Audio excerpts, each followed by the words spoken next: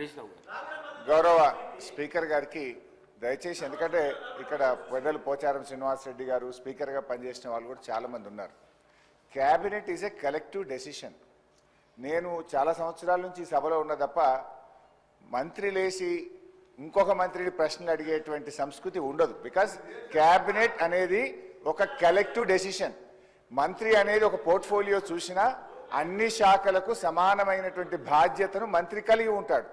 ఇవాళ మీరు కూడా దయచేసి నేను మీతో కోరేది ఏంటంటే, మీరు కూడా ఇట్లా ఒక మంత్రి లేచి ఇంకో మంత్రిని ప్రశ్నలు అడగడానికి అవకాశం ఇస్తే అసలు ప్రశ్నోత్తరాల సమయం యొక్క దాని మీనింగే మారిపోతుంది. అధ్యక్ష, నేను హరీష్ రావు గారికి చెప్తున్నా, 21 సంవత్సరాల అనుభవం ఉన్న హరీష్ రావు గారిని అడుగుతున్నా, మీకు ఎల్పీ లీడర్ లేడు, నువ్వు డిప్యూటీ లీడర్వా శాసనసభ్యునివా?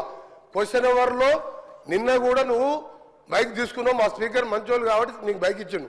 నీ ఏ హోదాలు అడుగుతున్నావు? ఏ హోదాలు నువ్వు మాట్లాడుతున్నావు? తెలంగాణ ప్రజలకు తెలవాలి సార్. సార్, తెలంగాణ ప్రజలకు తెలవాలి. తెలంగాణ ప్రజలకు ప్రతిపక్ష నాయకుడు సంవత్సర కాలంగా సభకు రాకపోవడం ఈ సభనే కాదు, తెలంగాణ ప్రజలని అవమానపరిచినట్టుగా ప్రజలందరూ అనుకుంటారు. అధ్యక్ష, ఈయన డిప్యూటీ లీడర్ సార్, ఈయన కార్యవర్గం ఏర్పాటు చేసినా ప్రతిసారి ఈయనకి ఎందుకు ఇస్తున్నాము అంటే మిమ్మల్ని అడ్డలేడు, ఆయన అడిగే హక్కు లేదు, ఆయన మామూలు ఎమ్మెల్యే మాత్రమే.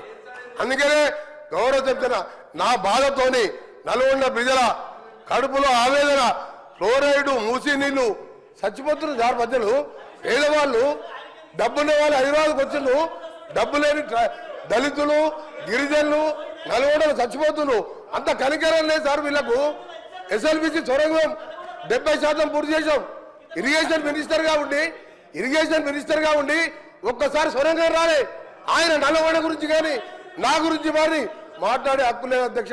ఆయన ఒక గౌరవ శాసనసభ్యుడు మాత్రమే, డిప్యూటీ లీడర్ కాదు, సిఎల్పి సెక్రటరీ కాదు, లీడర్ లేడు. వాళ్లకు సార్ మాట్లాడేది.